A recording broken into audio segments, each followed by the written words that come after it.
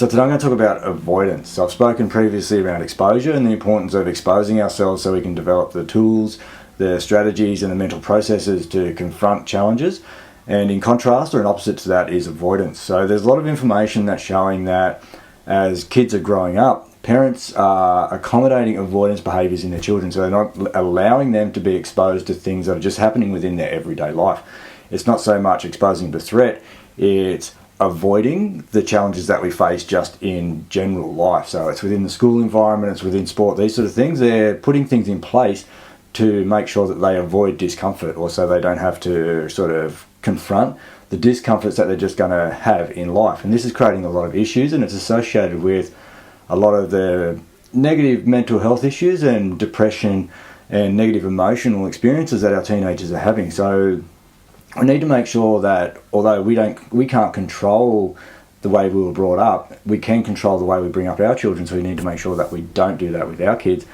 But we need to make sure that once we do or are able to have the choice in what we do, is that we don't avoid difficult things. So for myself as an example, so I was afraid of heights growing up, so I never really went near anything high, and I didn't really enjoy when we went up to high-rise buildings or anything where it was sort of reasonably high, because I was just uncomfortable with that feeling.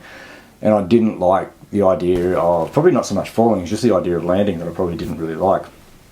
So when I joined the military, I went into the infantry, and I had the option of going to a general infantry unit, or I had the option of going to a paratrooper unit, which within that environment, it didn't really do much extra. It was just another way of getting to work sort of thing, or just another capability, and there wasn't really a big requirement to get into it. So I chose to go down the airborne path because I liked the idea of confronting this fear of heights. I like the idea of sort of pushing myself or leaning into that fear to see what would happen. So I went through, I did all the training, and as uncomfortable as it was, and as much as I didn't like the feeling when I was in that plane, and the first time I got into a plane was the first time that I parachuted, so I never actually was in a plane that landed until after about 20 or 25 parachute jumps, when I finally got in a civilian aircraft and I landed for the first time. So I got up there, the first time I jumped, it was sort of very disorientating. You lose a lot of awareness, it's overwhelming, very overstimulated, and you go through a lot of these fear-based thoughts about what if this goes wrong, what if this happens, what if that happens. And that kind of occupies a lot of your mind, and you miss the experience.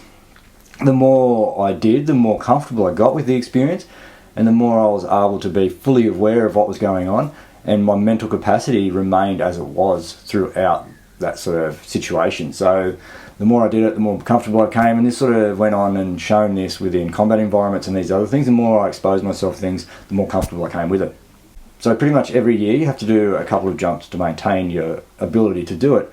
So every year leading up to it, I'd feel uncomfortable. I didn't really like the idea of having to go parachuting, but I never avoided going to do it. I went and did it. I knew the process. I had the information, the knowledge, I had everything I needed to do to overcome it. I just didn't like it. And even in the plane, right up until the very end of my career, and I went on and ended up doing some skydiving as well, I never really enjoyed the process. Once I was out into it, I was fine. But it was thinking about it, the leading up to it was all uncomfortable. But I never once avoided it, because if I had allowed myself to avoid it, then that becomes a potential behaviour next time it comes around. So if I avoid it once, then I'll look to see how I can avoid it the next time. And if I avoid it the next time, then I sort of start to be comfortable with avoiding things, and I can develop avoidance behaviours as a habit. So whenever something else uncomfortable comes up, then I'll start to look for a way out of that. And as much as I sort of said exposure becomes a habit and it transfers into other elements, avoidance becomes a habit as well, and it transfers into other domains and scenarios where we start to try and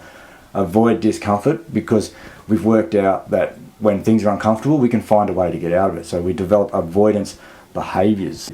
So if we allow that behaviour and that habit to develop, then it's something that we'll always use, and that can really interfere with the way we live our lives. So because I never allowed avoidance behaviours or habits to develop, that then didn't stop me from going on and doing a number of other things in my life. So I've been able to confront a lot of sort of fears, a lot of discomforts that I've had, and I'll be able to have a lot of experiences that I wouldn't have had if I had made that initial decision to go and confront my fear of heights, because I've developed a capacity to confront my fears based off that initial exposure, or that initial choice not to avoid something that I didn't like, and it served me really well as I've gone forward throughout my life. So we need to make sure that we don't get in these avoidance behaviours, because it's really going to interfere with everything that you do, and it's going to reduce what you're willing to expose yourself to, and it's going to really have a negative impact on the way you live your life and the experiences that you allow yourself to have. So one of the other important things around avoidance is that if I had allowed myself to have that initial avoidance or go a year without avoidance, is the capacity you develop through exposure and through confronting your fears,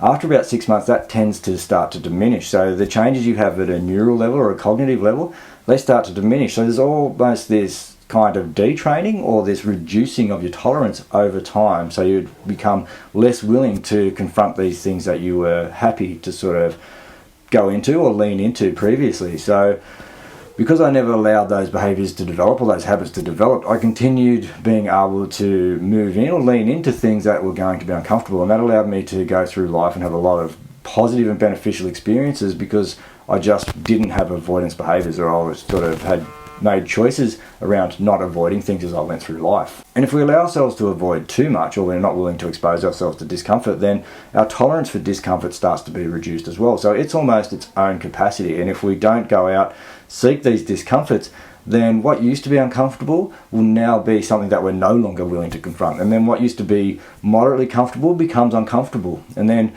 after time, that becomes too uncomfortable, and we start reducing our level of tolerance or the threshold of discomfort that we're willing to accept.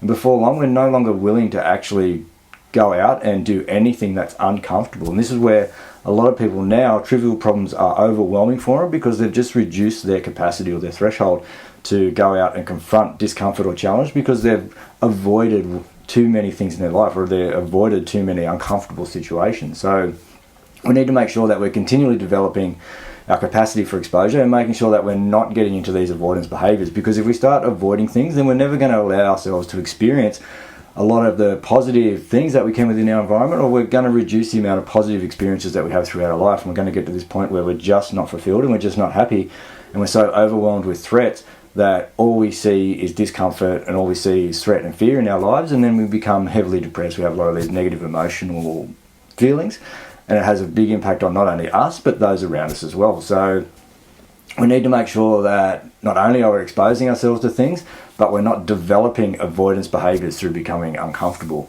Okay, so we don't necessarily have to go out and do high level exposures. There's enough threat, enough challenges, enough adversity in our lives that we're continually going to have to overcome these things and develop the tools. We just need to make sure that we're not avoiding the things that we should be going out and confronting. So I hope that helps understand a little bit around avoidance and start to think about how you respond to challenges within your environment. Are you looking for ways to get out of it? Are you trying to avoid it?